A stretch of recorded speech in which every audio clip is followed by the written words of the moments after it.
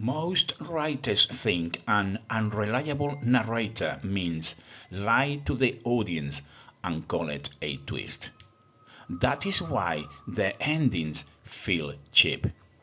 The real power move isn't lying to the reader, it is building a world so carefully rigged that your protagonist is unable to see the truth even when it is right in front of them. And that is why Shutter Island is one of the cleanest examples of what I call the false reality trap. A story structure where the entire narrative is a therapeutic illusion designed to collapse. In this autopsy, we are going to put Shutter Island on the table and open three key areas of the body.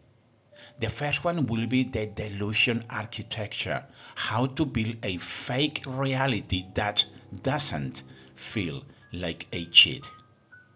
The number two will be the Breadcrumb Protocol, how to set clues so the reveal feels inevitable. And number three, the Lighthouse reveal, how to pace the destruction of you protagonist's mind. If you are working on a mind-bending thriller or an unreliable narrator and you get this wrong, your ending will feel like a slap rather than a scar. The first mistake writers make with false realities is this. They treat the delusion as something that lives only inside the character's head. In Shutter Island, Teddy Daniels isn't just delusional. The entire island is conspiring to protect that delusion. That is your first principle. The lie must be externalized into the setting, the routines, and the people. On Shutter Island, the staff are not merely background extras. They are performers in a therapeutic play. The guards, the doctors, even the patients are briefed on the fiction that Teddy is a U.S. Marshal. The island itself is a stage.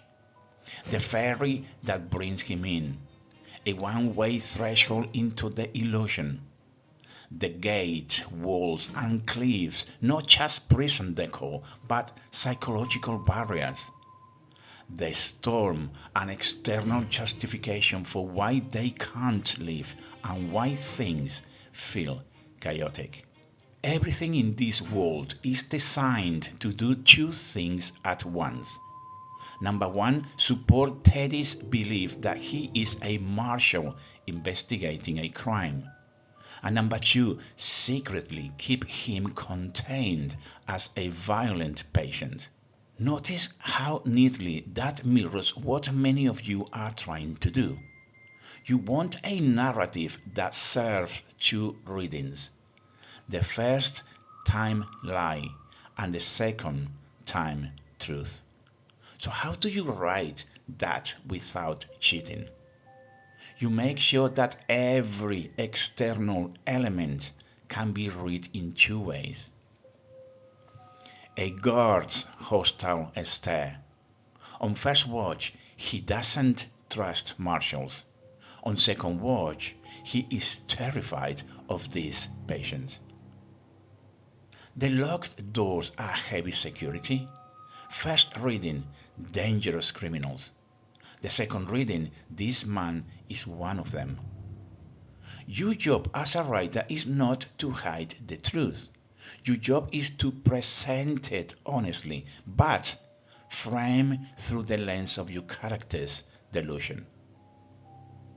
So take this lesson. Your false reality isn't just in your character's mind. It must be embedded in the environment so every object, every person can serve two meanings. If the delusion architecture is the body of the lie, the Breadcrumb Protocol is the nervous system. This is where most twist stories fall apart. Either they plant no clues and the twist feels unearned, or they plant obvious clues and the reader solves by chapter 3. Shutter Island works a razor's edge using 3 main techniques you can steal. The first one, contradictions in behavior. The staff are constantly off. They answer questions too carefully. They exchange glances when Teddy isn't looking. They shut down conversations that get too close to the truth. On first experience, we read this as something sinister is happening. They are hiding a conspiracy. On reflection, we realize they are trying not to break character in front of an unstable man. The contradiction is deliberate. You are teaching the audience to suspect the wrong conspiracy. Number 2, the motive war, water versus fire. Motives are one of the cleanest tools for subconscious foreshadowing. In Shutter Island, fire and water are not just visual flair. They are sides of a psychological war. Fire is associated with Teddy's delusion, the matches, the cigarettes, the dream-like interrogations.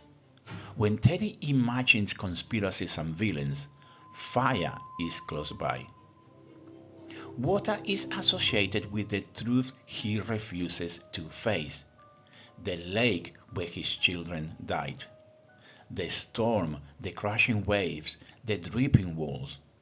Whenever water dominates the frame, Teddy becomes unstable. As a writer, you can weaponize this. Pick one physical element that represents the lie and one that represents the truth. Then, put your protagonist physically close to the lie motive whenever they feel in control. Let the truth motive intrude whenever reality threatens to surface. You are not announcing the twist. You are training the reader's body to feel when something is wrong. Number 3, fractures in memory and logic. Finally, look at how the film uses small fractures rather than big signposts. Teddy's memories of his wives are not stable. Events don't line up cleanly. Faces, lines of dialogue, even locations begin to blur and repeat. Notice the restraint. They are never so chaotic that we dismiss the story as a nonsense. They are just wrong enough to make us uneasy. That is your calibration target. When you are writing your own false reality, don't jump straight to hallucinations and impossible events. Start with tiny misalignments, a name misremembered, a timeline slightly off, a character who reacts as if they have met before. Let the fractures spread. So this lesson, foreshadow your twist with subtle contradictions, recurring motives, and hairline fractures in memory, never a neon sign pointing at the truth. Most writers treat the twist as a single moment, a line of dialogue, a flashback, a gotcha. Shutter Island treats its twist as a procedure. The Lighthouse reveal isn't just surprise, you were the patient all along. It is a carefully paced dismantling of Teddy's identity. That is why it leaves a bruise. Let's break the sequence down into a structure you can steal. The first one will be the cornering the protagonist. Before the reveal, the story systematically removes Teddy's exist. The storm isolates the island. His partner disappears. His theories collapse one by one. By the time he reaches the lighthouse, there is nowhere else for the narrative to go. This is crucial. A twist feels cheap if it arrives when other options still feel plausible. You must engineer the story so that the truth is the only surviving explanation. Number 2, presenting evidence, not a monologue. The doctor doesn't simply announce, "You are mad, here is the real story." He brings documents, photographs, records. He walks Teddy through a sequence of evidence. From a writing perspective, treat your reveal scene like a courtroom. Show the physical proof. Confront the protagonist with their own words and actions. Use calm, clinical dialogue against the protagonist's emotional denial. This prevents the twist from feeling like author fired and instead makes it feel like a logical verdict. Number 3, forcing emotional reenactment. The most brutal part of the reveal isn't the explanation. It is when Teddy is forced to relive what he's done. He must restate his real name. He must confront his murdered children. He must acknowledge his wife's illness and his own violence. This is where most writers fall short. They reveal the twist, then move on. You must linger. Force your protagonist to emotionally re-perform the truth they have been avoiding. Because the twist isn't about the plot, it is about identity. So here's the final question, and then the quiet cruelty. Is it better to live as a monster or die as a good man? The ending leaves us unsure whether Teddy has regressed or chosen oblivion. The last ambiguity is important. A false reality story shouldn't end with a tidy psychological bow. The damage must remain. So this is the lesson. Don't treat your twist as a single gotcha line. Structure it as a step-by-step breakdown of identity, ending with a question that haunts, not a statement that tidies. Let's put this on your desk. Write down the core lie your protagonist believes about themselves or the world. Now list 3 external elements that can be recruited into that lie. 1 location, 1 recurring object or motive, 1 person who acknowledgingly supports the delusion. Finally, design your lighthouse scene. What single location will trap them with the truth? What physical evidence will you show? What question will you leave them and the reader with? That's your homework.